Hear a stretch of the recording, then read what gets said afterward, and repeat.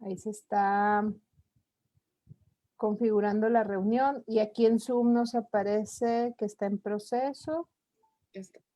Dice, se está transmitiendo en directo en Facebook. Ajá.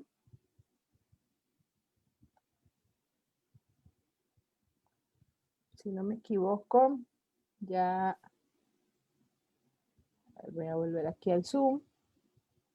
Creo que ya estamos en vivo, pero me voy a asegurar nada más acá en el Facebook, en el celular. Sí.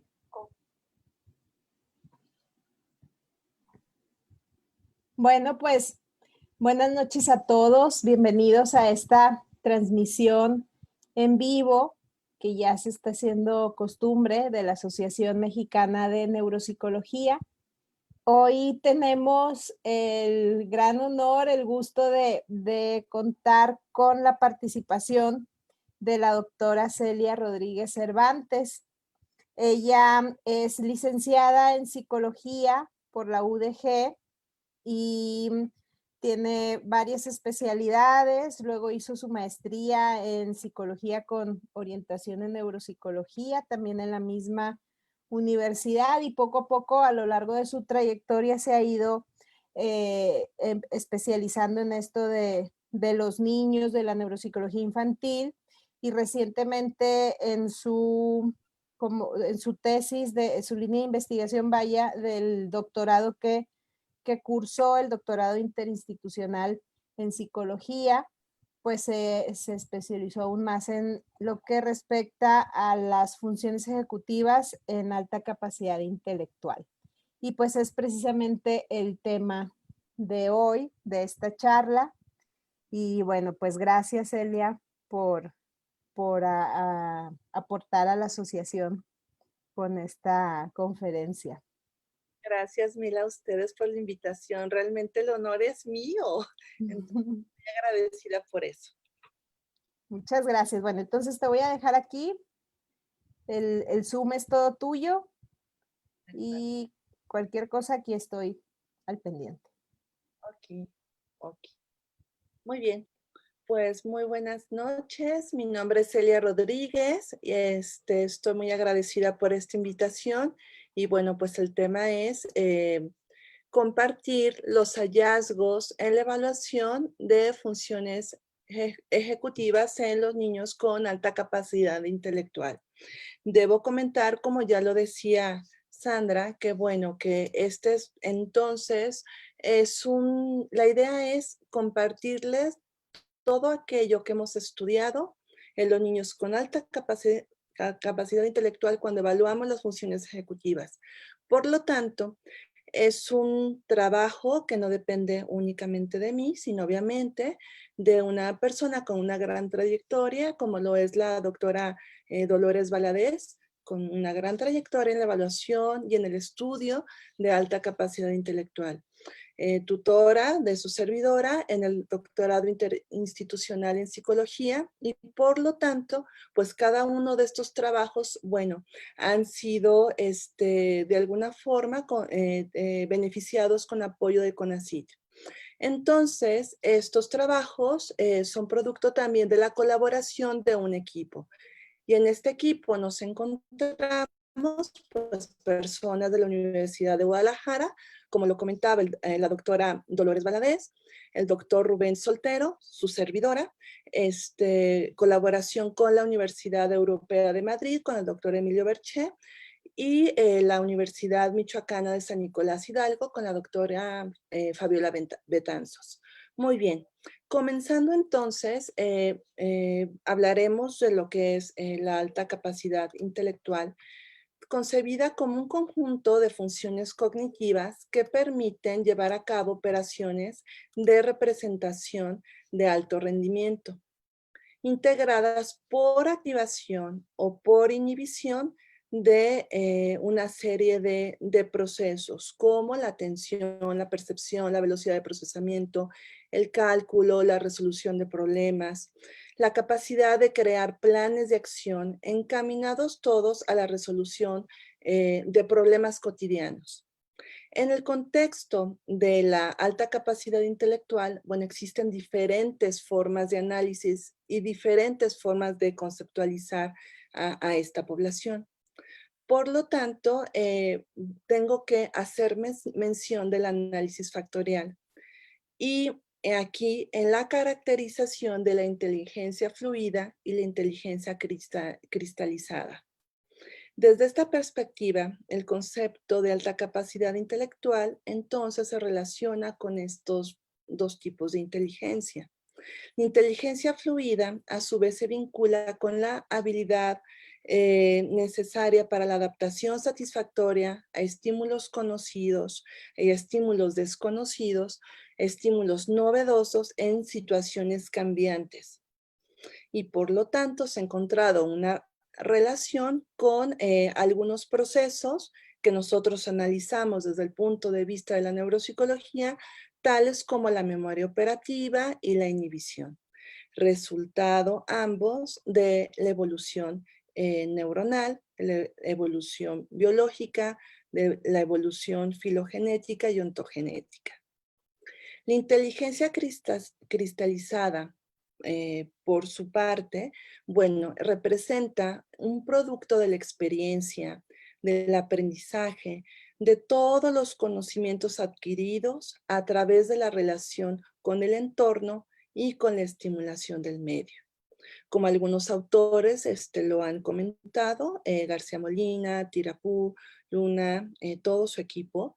Y entonces la expresión de la alta capacidad intelectual es resultado, por lo tanto, de procesos biológicos que se manifiestan en capacidades mentales y físicas.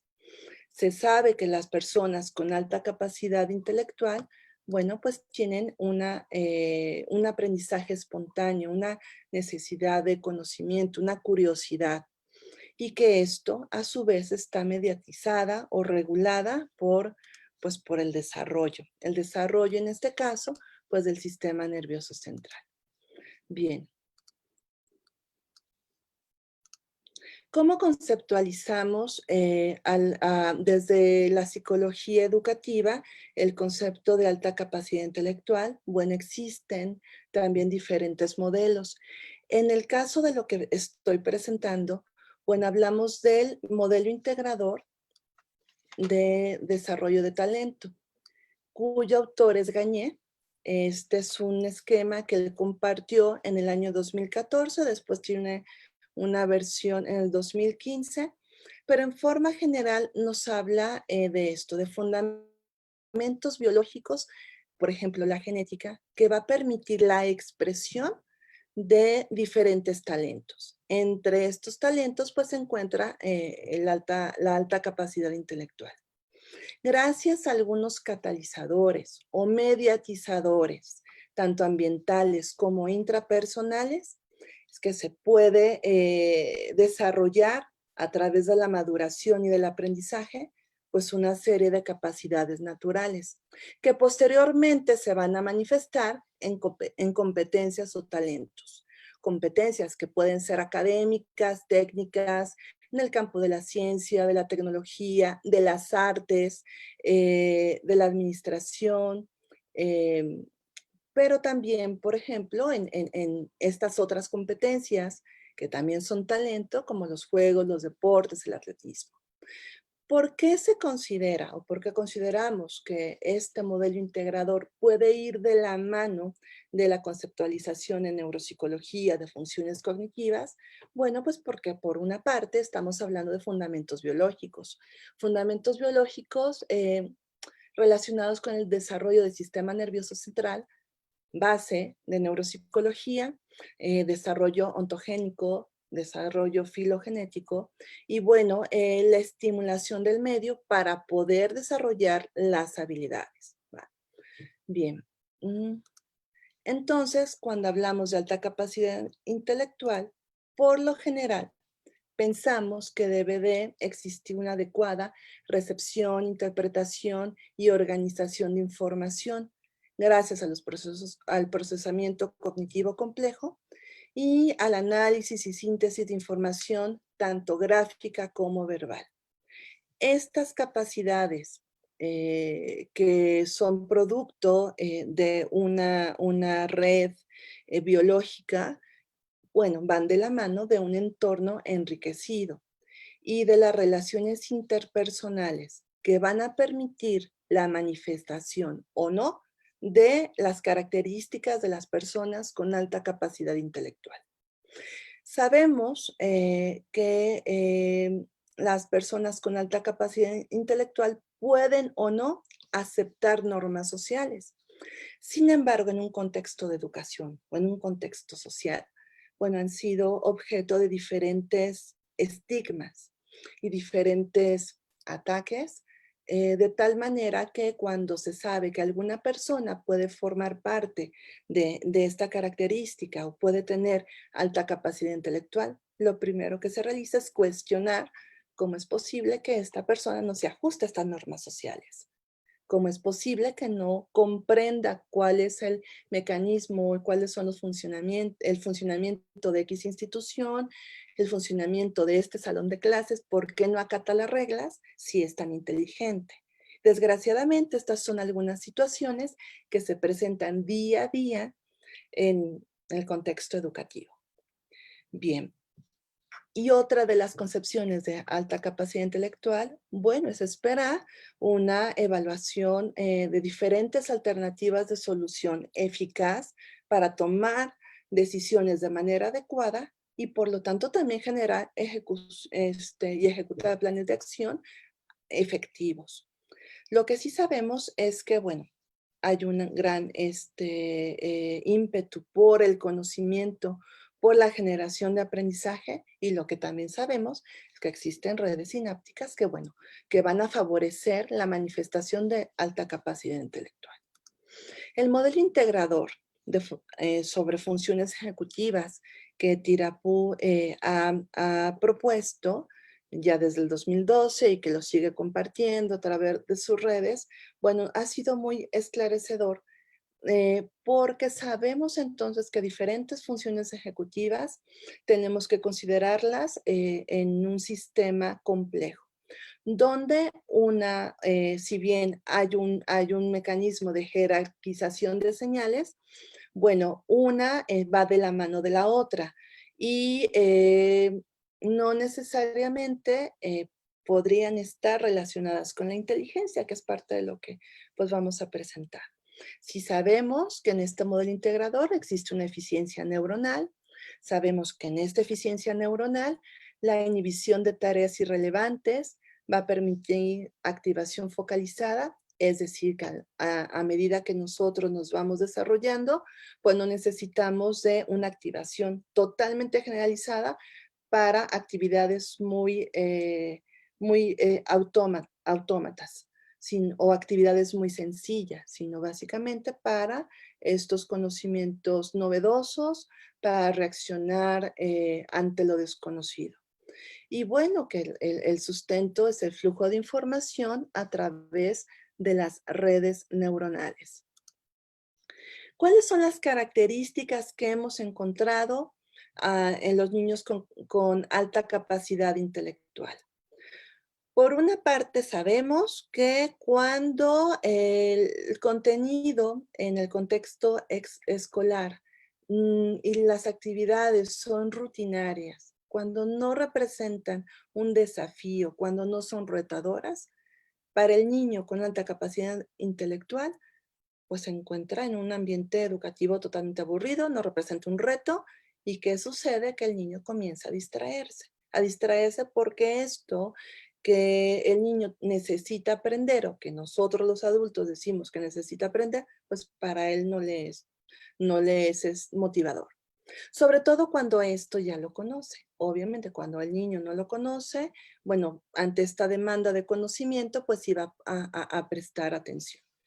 Pero entonces al no ser un estímulo novedoso, al no tener motivación por este contenido, pues empieza a distraerse o empieza a causar un bullicio y puede ser confundido con precisamente un factor de distractor y no necesariamente la característica de alta capacidad intelectual. Ok.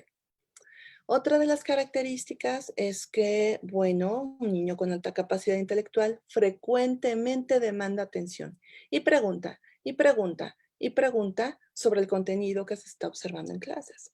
Esto puede llegar a ser frustrante para el adulto cuando el docente no está preparado ante este contexto. Y cuando el niño que está demandando la atención no solamente demanda la atención del adulto, sino evidentemente pues de los demás compañeros del grupo.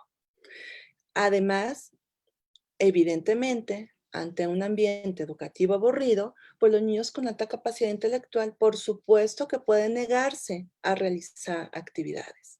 Estas son características que ya se han referenciado en la literatura por Hernández y Borges, Anschel, Sanz, y bueno, también se ha referido que existe una confusión en los síntomas o en las características de niños con alta capacidad intelectual con los síntomas de los niños con trastorno por déficit de atención y hiperactividad.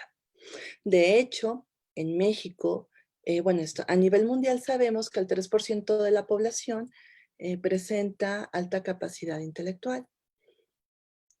Los niños con trastorno por déficit de atención y hiperactividad o la prevalencia de, sabemos que se encuentra entre un 5, un 7, bueno, hay referencias que dicen que hasta un 15%. Vamos a pensar en nuestro contexto mexicano donde hemos encontrado entre un 5 y un 7%. En el contexto de alta capacidad, bueno, sí, en un sistema de agrupamiento, pues sí hemos encontrado ya directamente hasta el 8%. Ahora vamos a pensar que no se encuentran los niños en un sistema de agrupamiento, sino que se encuentran en cualquier escuela donde no hay un agrupamiento específico para niños con alta capacidad intelectual. Evidentemente, hay niños con alta capacidad intelectual, hay niños con trastorno por déficit de atención y hiperactividad, hay niños con trastorno de aprendizaje, hay niños con comorbilidades, niños con trastornos de lenguaje también, por supuesto, y bueno, con la modalidad de inclusión, bueno, también encontraremos otro tipo de situaciones. ¿Qué sucede? Bueno, que el niño con alta capacidad intelectual se encuentra que está saltando, que probablemente los contenidos no son novedosos y está demandando la atención, es decir, parece que está interrumpiendo. Parece que no tiene, no está favorecida su capacidad de inhibición y pues por lo tanto se confunde bastante con el trastorno por déficit de atención y hiperactividad. Se dice que alrededor del 90% de los niños con alta capacidad intelectual han sido alguna vez confundidos con síntomas de un trastorno por déficit de atención y hiperactividad. De ahí la importancia pues, de acercarnos a esta población, de ahí la importancia de estudiar y de ayudar a desvanecer un poco pues, esta confusión. ¿Qué pasa entonces? Bueno, que ambos casos, tanto los niños con trastorno por déficit de atención y hiperactividad, como los niños con alta capacidad intelectual, presentan niveles altos de energía. Solamente que los niños con alta capacidad intelectual sí van a canalizar y enfocar su actividad a esos temas que les son de interés. Y entonces, cuando los temas son novedosos, evidentemente sí muestran altos niveles de atención y concentración a tal grado, bueno, que pueden completar las tareas, pues bastante, de manera muy efectiva y muy concentrada y por periodos muy largos, ¿no? Por periodos muy largos. Los niños, por el contrario, los niños con déficit de atención y hiperactividad, por lo general presentan problemas para completar esas tareas y por lo tanto, pues muestran niveles bajos de atención en casi todas las situaciones. Bien. Esta confusión, bueno, puede establecerse o puede explicarse a través de algunas semejanzas en las características entre alta capacidad intelectual y trastorno por déficit de atención y hiperactividad. Por ejemplo, ambos entonces van a presentar aparentes conductas impulsivas hiperactivas, desafío de la autoridad y quizás algunas características de inatención que necesitan ser evaluadas para poder verificar si se trata del trastorno por déficit de atención y hiperactividad o si se trata de la característica de alta capacidad intelectual. Ojo, también existe comorbilidad. Ya lo venía hablando, entonces, por supuesto que niños con alta capacidad intelectual pueden presentar también trastorno por déficit de atención e hiperactividad. Ahí pues la importancia de estudiar, la importancia de evaluar, la importancia de esclarecer qué está pasando pues en estas poblaciones. Uno de los primeros trabajos, bueno, en el cual me tocó participar, es la evaluación de la atención y la impulsividad en niños con alta capacidad intelectual. Ojo, es atención y es impulsividad. Porque si se supone que existen estas semejanzas, pues la intención era verificar qué pasa si única y exclusivamente, pues evaluamos esto. Para poder realizarlo, bueno, se evaluaron 50 niños que asistían regularmente al Laboratorio de Educación Especial y Rehabilitación de la Universidad de Guadalajara en el Centro Universitario de Ciencias de la Salud. Este es un laboratorio que, bueno, ha tenido varias transformaciones a lo largo de los años. Insisto, es un trabajo pues de bastante trayectoria y bueno, este laboratorio actualmente ya es instituto, pero cuando se realizó esta valoración era un laboratorio como tal, es decir, hay niños con trastorno por déficit de atención y hiperactividad que tienen atención en este laboratorio. Hay niños con alta capacidad intelectual que también tienen atención en este laboratorio. Y otros niños, por ejemplo, problemas de atención, problemas de lenguaje, problemas de autismo, que también, problemas de aprendizaje también, que tienen atención. Bien, entonces, tomando o invitando a los niños que estaban asistiendo a este laboratorio, pues se logró evaluar a 50 niños, divididos entre dos grupos, niños con alta capacidad intelectual y niños con trastorno por déficit de atención e hiperactividad. Bueno, en edades entre los 7 y 10 años de edad. Aquí, ¿de qué forma se evaluaron? Bueno, se aplicó el CONERS, el Continuum Performance Test. Esta prueba es una prueba computarizada de atención selectiva, atención sostenida e impulsividad. Consiste en una serie de bloques, son 6 bloques y 3 subbloques con 20 estímulos cada uno, que varían en la presentación del estímulo y que varían en la velocidad también y en el tiempo de presentación. ¿Cuáles son los estímulos que se presentan? Bueno, bajo un fondo negro, totalmente negro, se presentan letras, las letras como las que tenemos aquí. La instrucción es, cada vez que observes una letra, tienes que dar un clic con el mouse. No necesitamos posicionar el mouse en algún lugar, sino simplemente hacer clic. Sin embargo, cuando se presente la X, ante la rotunda X, no podemos o no debemos dar ningún clic. Entonces siempre es clic, clic, clic, clic, clic. Ya hay una X, entonces no damos ningún clic. El tiempo total de aplicación es de 14 minutos. La idea es que uno se habitúa al clic, clic, clic, clic, hasta que, bueno, tiene que estar atento a el momento en que se presenta la X para no presionar el botón. Y por lo tanto, pues evaluamos, insisto, atención selectiva, atención sostenida y la impulsividad porque mide los tiempos en los cuales te tardas en darle clic a aquellas omisiones, aquellas comisiones, etc.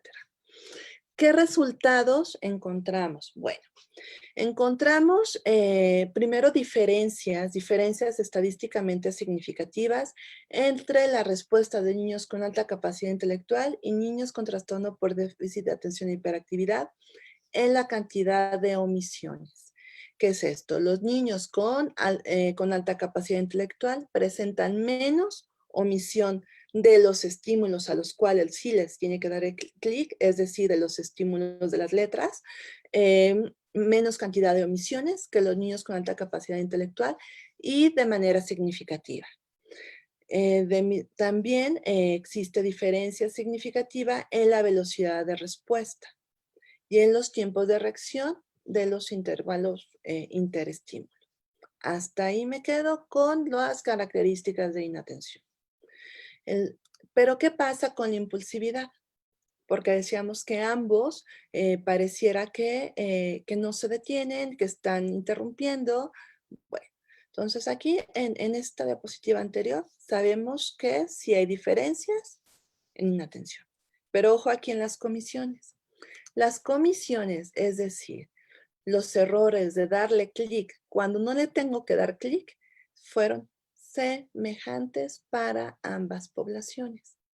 Y en las perseveraciones parecería, pero no.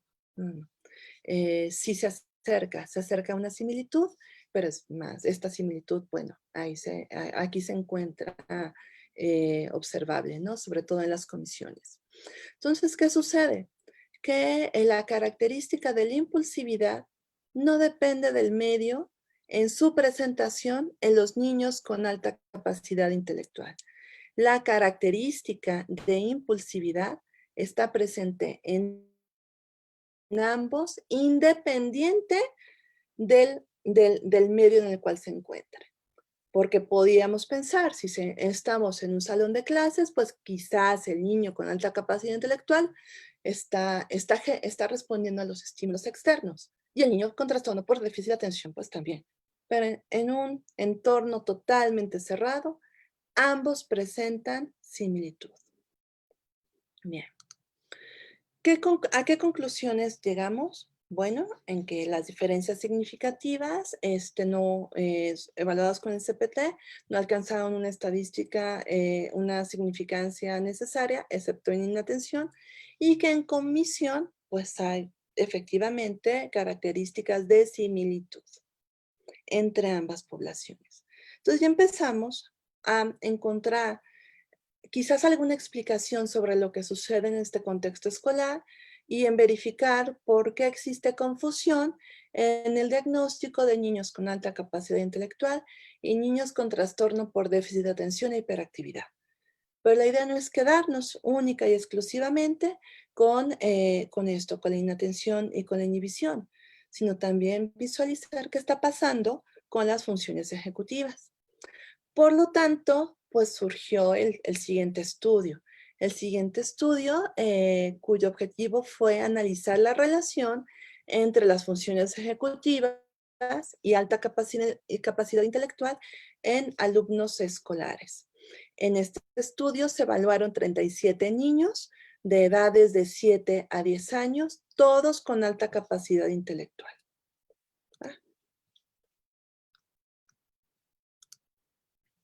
Estas son las edades, las N, son 37 niños en total. Y tuvimos, ¿por qué se hizo la separación por grupos también para encontrar esta relación? No lo mostramos, pero al analizarlo como grupo general, no encontramos correlaciones o se pierden cuando estamos hablando del grupo. Por lo tanto, del grupo general. Por lo tanto, decidimos, bueno, hacer esta división por edades y poder establecer si existe o no relación entre estas habilidades de funciones ejecutivas, básicamente fluidez, capacidad de planeación secuencial y planeación visoespacial en niños con alta capacidad intelectual y bueno, y ver qué pasa con inteligencia. La inteligencia medida a través del WISC, de las escalas Wechsler. ¿Qué fue lo que encontramos? A los 7 años, ninguna correlación. Entre 8 y 10 años, correlación entre el índice de razonamiento perceptual y la capacidad de planeación, tanto planeación secuencial como planeación visoespacial. entre los 8 y 10 años, correlación entre memoria de trabajo y planeación secuencial y planeación visoespacial. Igual entre 8 y 10 años, correlación entre velocidad de procesamiento y planeación visoespacial y secuencial. Entre 8 y 9 años, entre el índice de memoria de trabajo y la velocidad el índice de velocidad de procesamiento. Y entre fluidez verbal y memoria de trabajo como algo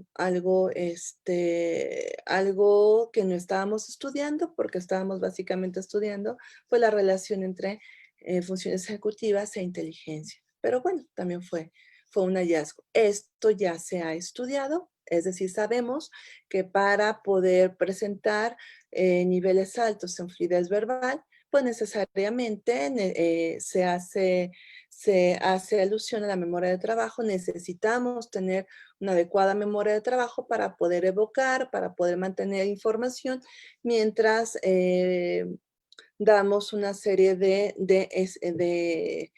conceptos de acuerdo a lo que nos hayan pedido, sea este número de acciones, la evocación de acciones, la evocación de grupos, la evocación de actividades, la evocación de animales, etcétera, ¿no? Y bueno, para poderlo realizar, efectivamente necesitamos memoria de trabajo. Pero entonces, aquí sí encontramos correlación. Pero fíjense, única y exclusivamente entre 8 y 10 años de edad, ¿vale? A los 7 años, no. Y obviamente esto tiene que ver con desarrollo de las funciones ejecutivas. Pero esto es lo que sucede en niños con alta capacidad intelectual, cuando podríamos estar pensando, o se puede pensar en un contexto escolar, que los niños con alta capacidad intelectual pues tienen que presentar niveles altos de planeación desde que se sabe que es un niño con alta capacidad intelectual, es decir, desde los 6 años, desde los 7 años. Y miren, o sea, solamente lo encontramos entre los 8 y 10 años. Habrá que ver qué pasa con los adolescentes, porque estos no los hemos evaluado. Bien. El siguiente trabajo que realizamos, bueno, fue la evaluación de la toma de decisión y de las funciones ejecutivas en niños con alta capacidad. 45 niños entre 6 y 10 años de edad. El objetivo era evaluar los procesos cognitivos relacionados con toma de decisión, es decir, análisis de riesgo-beneficio, de flexibilidad cognitiva, aceptación de reglas y límites visoespaciales, metamemoria o autoconciencia, planeación visoespacial y secuencial y velocidad de procesamiento o velocidad de ejecución entre en todas estas tareas. Ojo, no lo he mencionado, pero tanto en el trabajo anterior como la forma en la cual se realizó la valoración fue a través de la aplicación de la batería de evaluación de funciones ejecutivas y lóbulos frontales de Lozano, Ostrowski y Flores, es decir, el Banfe. El Banfe en su segunda edición, el Banfe 2. Bien. ¿Qué encontramos? Encontramos correlación entre toma de decisión y análisis de riesgo-beneficio, toma de decisión y flexibilidad cognitiva, y toma de decisión y la puntuación general de Banfe. Por eso lo ponemos aquí como funciones ejecutivas general. Pero no encontramos correlación entre la toma de decisión y la aceptación de reglas y límites visoespaciales. Es decir, que la toma de decisión no depende de qué tanto estoy siendo consciente de las reglas y límites. Ojo, esto fue solamente ante la tarea de laberintos donde se contabiliza cuántas veces el niño se sale de los contornos, cuántas veces está atravesando paredes para lograr el objetivo determinado. Aquí no encontramos correlación. Tampoco en la autoconciencia de su capacidad de memoria.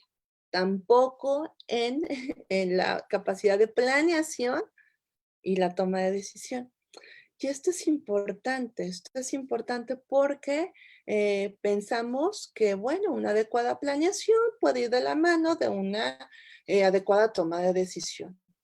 Pero si esa planeación, ese plan que se ha buscado realizar, bueno, tiene diferentes aristas, diferentes contextos en los cuales se ve disruptivo, interruptivo abruptamente, pues entonces pues tenemos que llevar a cabo una toma de decisión. Y no necesariamente esta toma de decisión va a venir de la mano de una planeación eficaz. Ojo, esto en niños con alta capacidad intelectual, ¿vale? Bien, entonces hablamos de otro trabajo, la alta capacidad intelectual, la relación entre alta capacidad intelectual, planeación y toma de decisión. ¿Por qué? Bueno, porque sabemos que hay una idea preconcebida de eficiencia en situaciones adversas para los niños con alta capacidad intelectual, ya mencionada en la literatura. Hay una creencia de que los niños con alta capacidad intelectual deben de tener una alta competencia en todas las dimensiones, cuando sabemos que no es así. Sabemos que un niño con alta capacidad intelectual va a desarrollarse en una u otra área de interés, de acuerdo a sus intereses y sus capacidades, igual que todos los niños. Pero esta falsa creencia pues tiene unas expectativas altas sobre su rendimiento y sobre la eficiencia ante diferentes situaciones.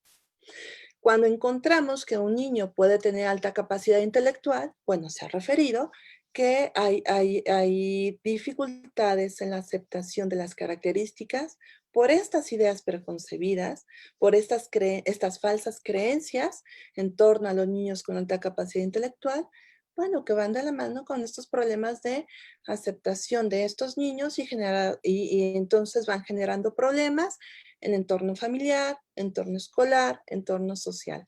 Ya, ya,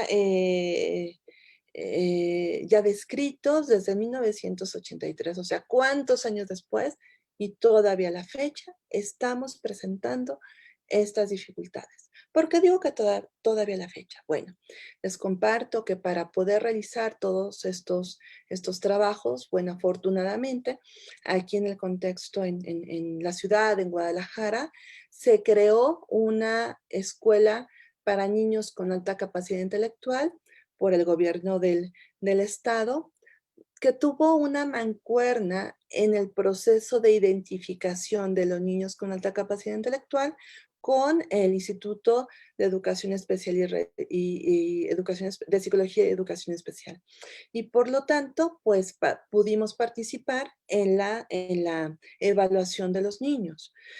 Y parte del discurso de los niños era, bueno, después de establecer rapport, era, esta va a ser una escuela diferente a la que tengo, porque yo necesito una escuela diferente. A ver, ¿y por qué necesitas una escuela diferente? ¿Qué está pasando en tu escuela? Es que los niños de mi escuela no me quieren. Aquí un niño. Y otro niño, es que la maestra no me comprende. A ver, explícame eso. Sí, es que yo ya sé lo que ella está diciendo y se lo digo y le digo las respuestas bien. Pero, pues después mejor me pone a hacer otras cosas que no tienen nada que ver o me dice que repita, repita y repita, repita siempre el mismo ejercicio y yo estoy aburrida. O a veces, no, es que yo decido mejor no dar las respuestas. ¿Por qué no dar las respuestas si se supone que esto implica que tú ya conoces el contenido? Sí, pero es que si las digo, luego mis compañeros se empiezan a burlar de mí y me dicen muchas cosas. O sea, ¿cómo es posible que todavía en este siglo, en este tiempo, los niños se encuentran con este tipo de situaciones cuando las características de los niños con alta capacidad intelectual ya habían sido descritas y sus problemáticas, vean, desde 1983. Entonces, ahí por qué, bueno, continuamos con la evaluación y tratando de dilucidar qué es lo que sucede y tratando de llevar a cabo, bueno, la transmisión de estos hallazgos y de llevarlos también al contexto educativo, al contexto familiar, pues para poder acompañar, ¿no? Para tratar de que se llegue a una comprensión de las características de los niños con alta capacidad intelectual, que es el tema, ¿no? Bueno, aquí ya estábamos hablando de la realidad de que en la realidad, pues sabemos que necesitan un acompañamiento emocional, pues para poder entender cuáles son las características de los niños con alta capacidad intelectual y llevar a cabo de una manera eficiente todo esto. Muy bien. Sabemos que, bueno, la capacidad de planeación tiene que ver con una serie de pasos dispuestos hacia un objetivo determinado y que, bueno, se tendrá que tener una selección de respuesta más acorde para poder llevar a cabo este plan de acción y llegar a ese objetivo. En la ejecución del plan, pues obviamente se tienen que tomar en cuenta diferentes decisiones de acuerdo al análisis de los estímulos, a las diferentes alternativas, a los problemas que se presenten en la ejecución de este plan, valorando siempre las consecuencias y por lo tanto ejecutando una conducta. Bien, el objetivo entonces en este trabajo fue la evaluación, la evaluación de la relación entre la capacidad intelectual, la planeación y la toma de decisión en niños con alta capacidad intelectual. Aquí participaron niños de 7 a 10 años de edad, ya pertenecientes al Centro Educativo para Alta Capacidad llamado CEPAC, que es el que les había comentado. Entonces, se trató de un estudio cuantitativo, descriptivo, transversal, correlacional. ¿Qué fue lo que encontramos? Encontramos que el índice de inteligencia total medido, insisto, por las escalas Wechsler, solamente tienen correlación con planeación secuencial. ¿Va? Y el índice de comprensión verbal solamente tiene correlación con planeación secuencial. Pero no encontramos correlación con toma de decisión. Con toma de decisión, que en este caso se mide a través de la prueba de juego de cartas, tampoco bueno, aquí solamente solamente está esto.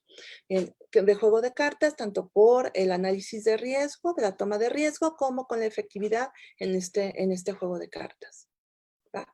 Sí encontramos otra vez una correlación entre el índice de razonamiento perceptual y el resultado general de la valoración de funciones ejecutivas, es decir, el resultado general de la prueba.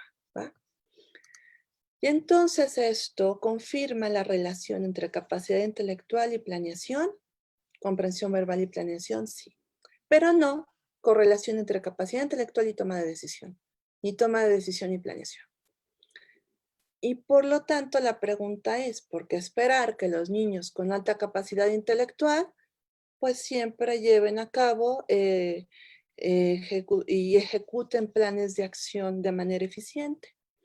Porque juzgar sus decisiones o sus diferentes comportamientos que no han sido adaptados a las diferentes reglas, si cognitivamente, pues encontramos que no existe una correlación.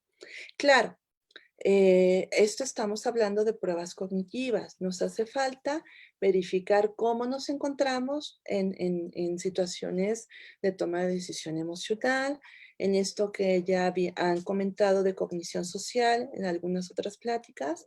Y bueno, lo interesante es que esto está planteado, ¿no?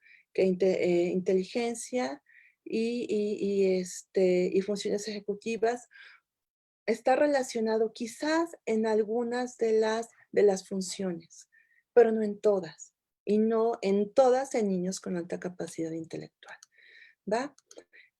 Creo que todavía alcanzo a presentar esto de la evaluación del control inhibitorio, riesgo-beneficio y velocidad de procesamiento en niños con alta capacidad intelectual, donde participaron 36 niños, donde encontramos con un cociente de rendimiento de funciones orbitomedianas de 110.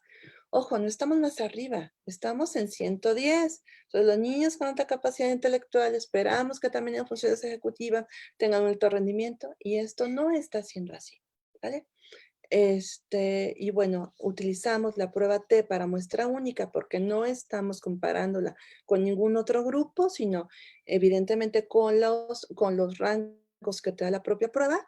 Y bueno, ¿qué fue lo que encontramos? Diferencia significativa con tamaño de efecto grande en básicamente en la prueba de clasificación de cartas, única y exclusivamente en el error de mantenimiento en esta prueba. También hay diferencia en los errores presentados de tipo Stroop.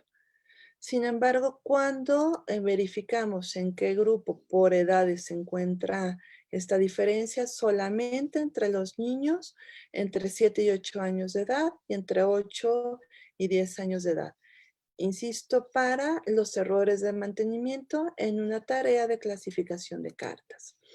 ¿Esto qué significa? Que no está manteniendo una respuesta constante, una respuesta correcta y esto podría también tener alguna relación con estas tareas de control inhibitorio e impulsividad que al inicio ya habíamos presentado en este trabajo donde se comparó a niños con trastorno por déficit de atención y hiperactividad y niños con alta capacidad intelectual.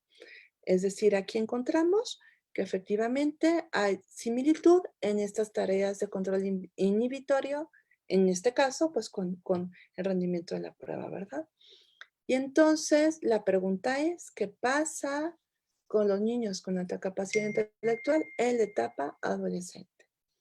¿Va? Y creo que hasta aquí me quedo y bueno, quedo a sus órdenes. No sé, Sandra, si hubiera algún comentario o algo más. O para Hola, hola, es que estaba siguiendo la transmisión del Facebook y como va con delay. Hola, hola, es que estaba siguiendo. A ver, déjame lo quito. Ya, listo. Oye, Celia, muchas gracias. Estaba siguiendo la transmisión en el Facebook y también, pues, muchas felicitaciones, saludos desde varios países de Latinoamérica. Por ahí estaba la doctora Emeline desde Panamá, a quien le mandamos un afectuoso saludo. Y bueno, vi a algunos colegas también. Mucho éxito que tuvo tu participación. Hicieron algunas preguntas sobre pruebas utilizadas, pero en eso tú te adelantaste y nos hiciste el comentario de que habían utilizado la Banfe, la segunda edición de la Banfe. Por ahí también nos da gusto ver a algunos padres de familia siguiendo estas transmisiones. Creo que para nosotros desde la asociación pues es fundamental este trabajo de divulgación, pero que también se aterrice, ¿no? Y que le llegue a la gente que lo necesita. Entonces pues nos da gusto también contar con estos seguidores. Hay algunas preguntas en relación a en dónde pueden evaluar a sus hijos sobre todo y pues bueno, los invitamos a que revisen aquí en esta página de Facebook el directorio que se actualiza cada cierto tiempo, el directorio de especialistas de los agremiados de la Asociación Mexicana de Neuropsicología. Muy interesante y sobre todo, pues supongo que muchas horas de trabajo detrás de estas investigaciones. Pues sí, fueron, bueno, en esto que estamos presentando fueron los 3 años de doctorado. Todavía falta presentar, porque estamos elaborando la publicación o diferentes publicaciones, porque también hicimos comparación con los niños con trastorno con déficit de atención y hiperactividad, con niños de inteligencia promedio también y con niños con doble excepcionalidad. Pero bueno, esto todavía no lo estamos presentando a través de estos canales, sino hasta haber analizado todos los datos y bueno, tener las publicaciones correspondientes. Sí. Pero eso ha sido un trabajo muy bonito, sí, de mucho, sobre todo de mucha pasión, digo yo. Pero la mano también con los papás y con el equipo y con todo este interés en esto, ¿no? De la sociedad, de todas aquellas personas que forman parte del núcleo de los niños con alta capacidad intelectual. Sí, y definitivamente, pues bueno, como bien mencionabas, pues esto no es algo que se esté comenzando a estudiar en cuanto al tema de las altas capacidades, pero sí creo que respecto a las funciones ejecutivas, pues ustedes sin duda son un grupo bastante innovador, son punta en el tema de la investigación. Y, y pues bueno, el concepto que ya ha sido tan criticado, ¿no? De funciones ejecutivas, eso también lo vuelve más complicado, me imagino, en el controlar las variables y poder discernir con tanta precisión las correlaciones entre las altas capacidades y cómo es que los diferentes aspectos de las funciones ejecutivas se comportan, ¿no? Y así es, de hecho, sí, por lo mismo, bueno, comenzamos realizándolo como este conjunto, ¿no? De funciones ejecutivas y después fue, bueno, no, vamos a hacerlo de manera específica, porque pues precisamente es una miscelánea por cuanto a las funciones, también por cuanto a las etapas de desarrollo, obviamente las características, entonces sí, yo creo que vale la pena hablar ya de función por función por función. Sin embargo, todavía la seguimos encontrando como funciones ejecutivas de manera general, ¿no? Pero sí vale la pena hacerlo función por función por función para poder encontrar quizás características más específicas, ¿no? Sí, así como lo presentabas sobre todo en los últimos dos trabajos, ¿no? Que hablaste de aspectos más puntuales, pero definitivamente pues es un camino en el que, como ya mencionaba, ustedes son líderes a nivel nacional y pues que ojalá que más estudiantes de las nuevas generaciones se vayan integrando a estas líneas de investigación. Sí, sí, bienvenidos sean. Sandra, por ahí ustedes tienen trabajo también en esto. Pues luego te cuento. Pero bueno, muchas gracias, Celia, por participar con la asociación. Muchísimas gracias, la verdad. Y bueno, pues en nombre de la asociación, del consejo directivo, te agradecemos tu charla y tu disposición siempre para estar ahí colaborando en todas las tareas de la asociación. Aprovecho aprovecho tu rating para aventarme un comercial del el próximo congreso que vamos a tener. Es el primer congreso virtual de la asociación. Estamos nerviosos pero emocionados.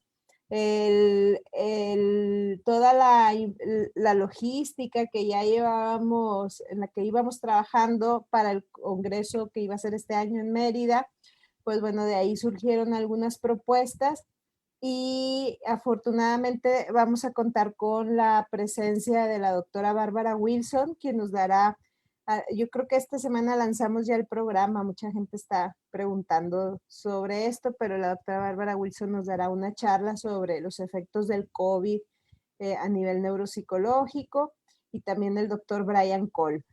Entonces, pues el tema es la pandemia y y la neuropsicología. Esperamos tener algún par de sorpresas más dentro de nuestro programa. Sigue abierta la convocatoria para los trabajos libres.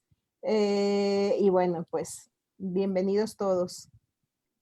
Gracias. Sí, que se Muchas que se inscriban, sí. Tus alumnos también ahí, si tienes ahí alumnos de la maestría, pues ahí les hacemos extensiva la invitación. Muchas gracias, Celia, por conectarte esta noche y estamos platicando. Te mando un abrazo. Igualmente, gracias a todos, cuídense mucho y estamos en contacto, claro que sí.